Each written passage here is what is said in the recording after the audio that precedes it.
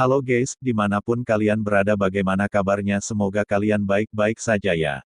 Alur film ini dirangkum dari film The Wall tahun 2017 yang berkisah tentang seorang sniper legendaris yang katanya pernah membunuh 75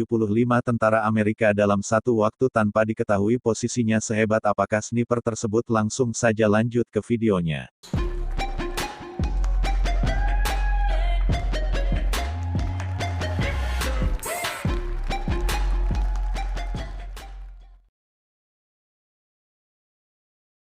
Berlatar pada tahun 2007, ketika konflik Irak-Amerika untuk sementara berhasil dimenangkan oleh negara adidaya, setelah kematian sang pemimpin pemberani yang sangat terhormat yaitu Bapak almarhum Saddam Hussein.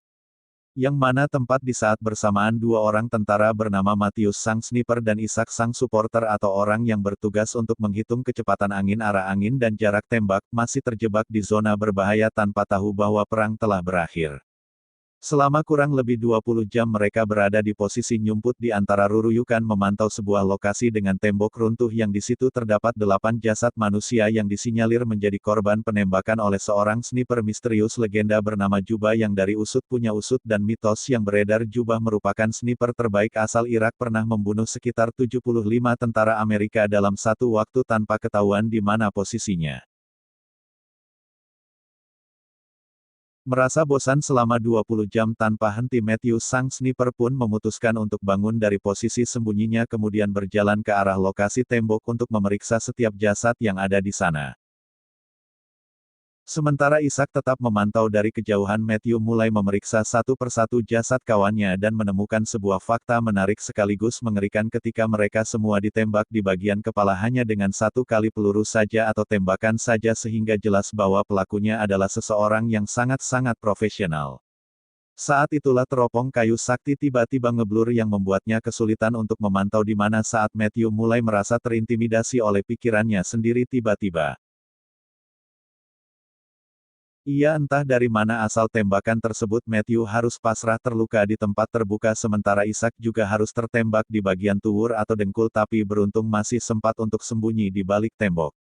Matthew pun menyuruh Ishak untuk memanggil bala bantuan tetapi si sniper misterius ini dengan sengaja atau tanpa sengaja sudah berhasil menembak antena radio milik Ishak sehingga tak ada pilihan lain bagi mereka berdua harus bertahan di posisi tak menguntungkan tersebut.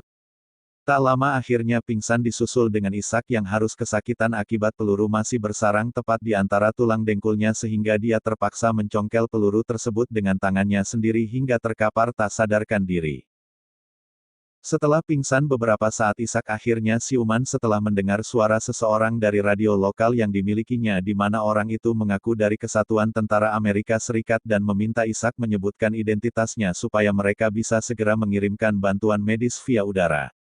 Orang di radio itu pun meminta Ishak untuk berdiri dan menembakkan pistol ke udara untuk menandai posisinya di mana Ishak keberatan melakukan itu karena hal tersebut sama saja dengan bunuh diri.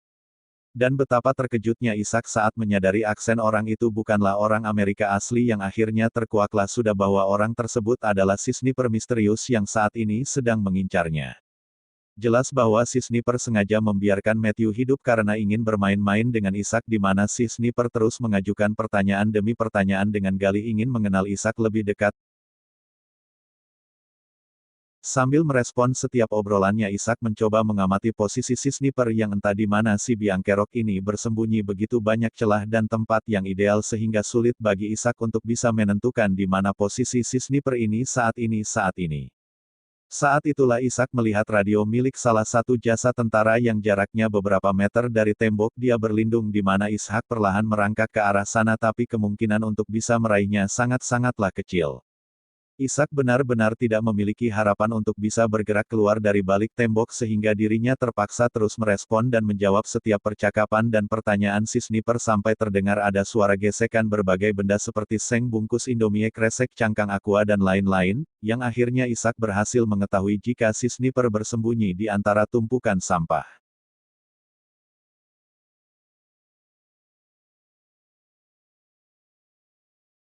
Dengan fakta bahwa si sniper pasti sudah berhari-hari berada di sana sabar fokus dan konsisten menunggu membuat Ishak menjadi yakin jika sniper yang dihadapinya saat ini adalah sang sniper legenda asal Irak bernama Jubah.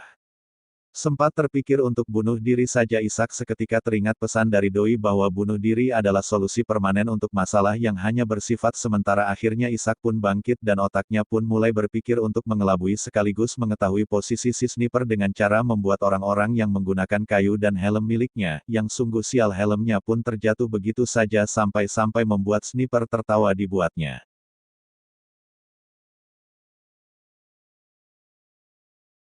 Kesempatan pun akhirnya muncul saat angin bertiup kencangnya membuat debu menghalangi pandangan si sniper di meraih saat langsung bergerak menuju si jasad untuk mengambil radio yang setarik tadi diincarnya. Selamat dari momen tegang barusan Ishak pun mendapat nyawa dan tenaga tambahan setelah menemukan sebotol air dan beberapa makanan dari tas milik si jasad di mana Ishak segera melahap makanan ringan tersebut untuk membuat tubuhnya kembali berenergi. Ketika sedang mencoba menyalakan radio Ishak mendengar suara Matthew yang baru siuman di mana Ishak langsung memberitahu lokasi si sniper bersembunyi agar Matthew bisa meraih senapannya dan bisa segera mengakhiri mimpi buruk. Perlahan tapi pasti Matthew bergerak mendekati senapannya yang karena debu masih menghalangi pandangan si sniper tidak menyadari akan hal itu tak ingin hanya berdiam diri saja Ishak mencoba mengalihkan perhatian si sniper dengan cara berpura-pura ambek-ambekan sambil menembakkan senjatanya ke arah langit sehingga Matthew bisa mengambil posisi untuk menembak dan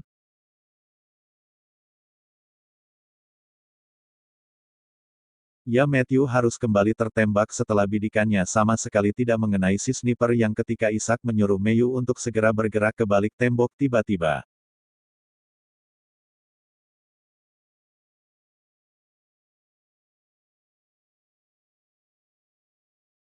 Sungguh sia-sia upaya yang mereka berdua lakukan barusan karena faktanya masih belum pasti di mana posisi si sniper berada entah memang beneran ada di tumpukan sampah atau di tempat lain entahlah Ishak sekarang benar-benar sendirian dan hanya masalah waktu saja sampai si sniper berhasil membunuhnya. Sesaat mental dan psikologis Ishak pun tertekan karena masih terpukul dengan kematian Matthew tepat di depan mukanya sendiri di mana saat Ishak sudah tenang dia segera mengambil radio milik si jasad dan mencoba mencari pertolongan. Saat sudah tersambung ke radio itulah Ishak kembali mendapat kejutan lain ketika si sniper mengambil alih frekuensi dan saluran radionya dan menyamar sebagai dirinya supaya bala bantuan segera datang ke lokasi ini dan bisa membantu mereka semua sekaligus yang mana di sini Ishak akhirnya menyadari satu fakta baru yang mengejutkan bahwasanya kedatangan Matthew dan Ishak kemari memang sudah sesuai rencana Juba yang menyamar sebagai salah satu dari 8 jasad tentara yang ada di lokasi ini. Tak ingin tim evakuasi yang datang menjadi korban selanjutnya Ishak pun segera melihat ke arah senapan milik Matthew dan terpikir untuk menjadi sniper dadakan demi bisa menghabisi Juba sebelum tim penyelamat tiba di sini.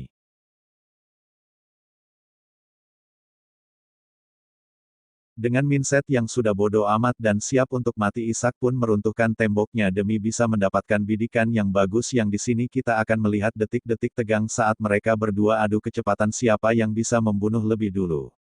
Dan ya, entah sudah tewas atau belum Ishak berhasil menembak ke arah posisi Juba dengan tepat sasaran yang tepat di saat bersamaan muncullah 2 helikopter yang merupakan tim penyelamat sesuai panggilan dari Juba tadi. Saat Ishak sudah berdiri itulah kita mungkin bisa yakin 99% jika Juba telah tewas dengan satu tembakan yang dilesahkan oleh Ishak barusan di mana tim penyelamat segera mengevakuasinya dan akan dibawa ke markas untuk segera ditangani. Dan ya tembakan kembali muncul dari tumpukan sampah bukti bahwa Juba ternyata belum mati di mana saat semua anggota tim sudah tewas dan Ishak mencoba memberitahu posisi Juba tiba-tiba. Setelah Ishak dan semua tim penyelamat sudah resmi tewas Juba kembali menyabotase saluran radio dan mengaku sebagai tim penyelamat di mana dia kembali menghubungi pusat untuk mengirimkan tim lain untuk datang ke lokasi ini sehingga terbukti bahwa mitos mengenai sniper legenda yang berhasil membunuh 75 tentara Amerika dalam satu waktu memang benar-benar adanya karena Juba memang sering memakai strategi ini untuk mendapatkan banyak korban sekaligus mencatatkan rekor sebagai sniper profesional terbaik asal Irak. Tamat ending yang membagongkan.